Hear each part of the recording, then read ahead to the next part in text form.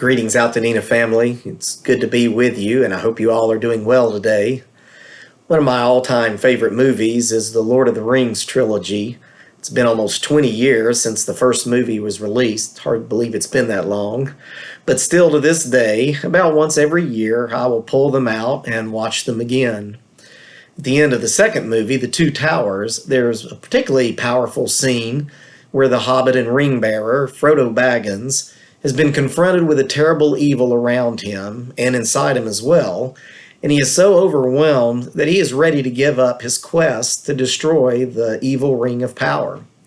It is at this point that his loyal friend, Sam, speaks up. "It's all wrong. By rights, we shouldn't even be here, but we are. It's like in the great stories, Mr. Frodo, the ones that really mattered. Full of darkness and danger they were, and sometimes you didn't want to know the end. Because how could the end be happy? How could the world go back to the way it was when so much bad had happened? But in the end, it's only a passing thing, this shadow. Even darkness must pass. A new day will come, and when the sun shines, it will shine out the clearer. Those were the stories that stayed with you, that meant something, even if you were too small to understand why. But I think, Mr. Frodo, I do understand. I know now. Folks in those stories had lots of chances of turning back, only they didn't, because they were holding on to something." And then Frodo responds, "What are we holding on to, Sam?"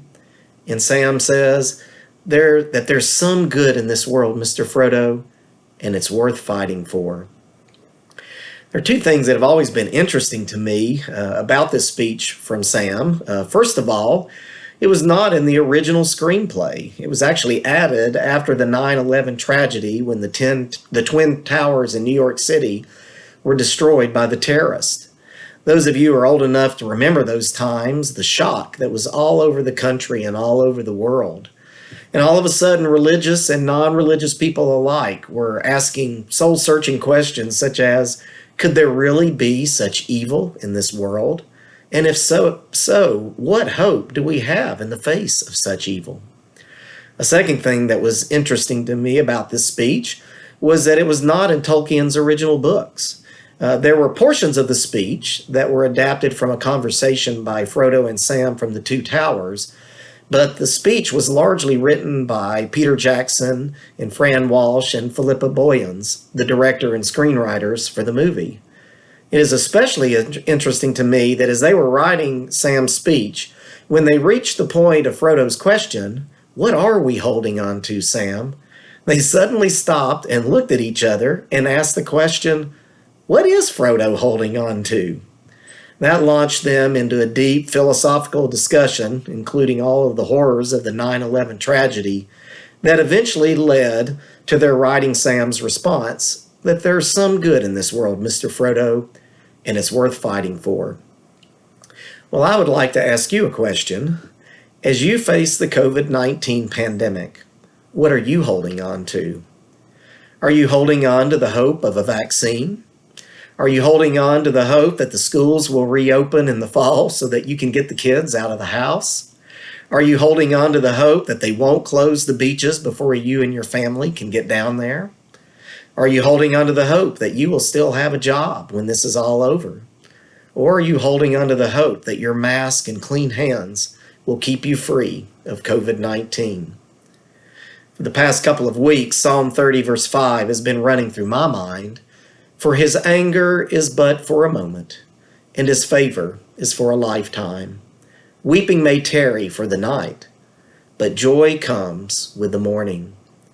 Using the poetic convention of parallelism, the psalmist is basically stating the same idea in two different ways, but it can be summarized by this. These hard things are going to happen for a short period of time, but then they will be followed by wonderful blessings from God, which will last for all eternity. So what hard things have the psalmist experienced? We don't know all of the specifics, but it seems that in some fashion, the psalmist had experienced God's anger. Now, let me say that I do not have the time in this devotion to deal with the topic of God's anger and judgment and how it applies to COVID-19. But if you want to hear more or hear a great sermon on that, then I would encourage you to listen to Brad's sermon on YouTube from the March 29 AVPC worship service. But for us today, as we specifically look at this verse, it could be that the psalmist had sinned and he was feeling God's hand of reproach and correction in his life.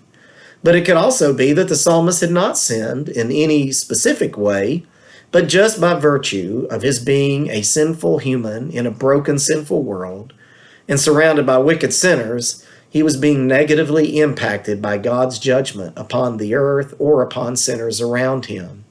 Whatever the negative circumstances, they have left the psalmist heartbroken, full of loss and grief, weeping in the night, and feeling like it will never end. Some of you listening to this devotion are experiencing this kind of grief and loss due to COVID-19.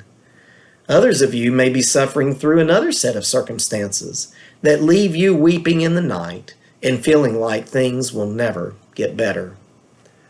As I was thinking about this devotion, I asked my family what they had lost due to COVID-19 pandemic, and they immediately listed off 15 things. I will share a few of them with you. No graduation ceremony and no goodbyes to my classmates. Most of the wedding plans tossed out the window and still uncertain what it will end up looking like.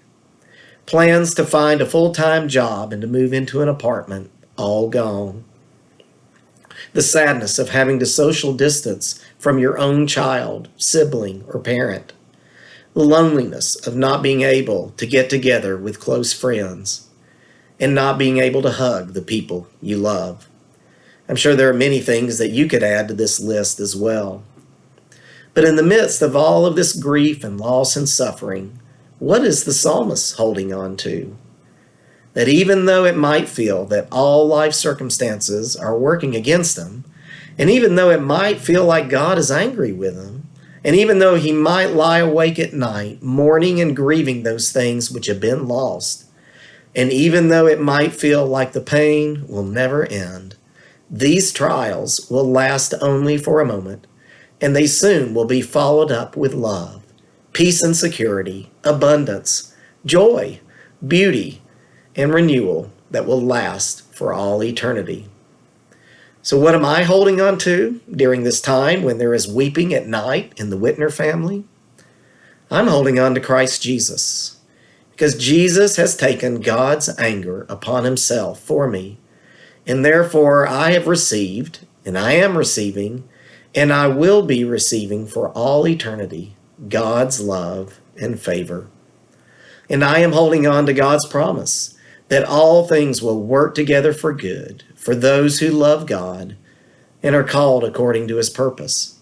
Therefore, weeping and loss may tarry and hang around for a while at night, and sometimes it may feel like it will never go away. But I have a promise from the God of the universe himself that joy and beauty and renewal will come in the morning, and I will experience those things for all eternity. So as you face COVID-19 or any other circumstances that leave you awake and grieving at night, I encourage you to hold on to Christ Jesus and the promises of God. I hope you have a blessed weekend, and thank you for listening.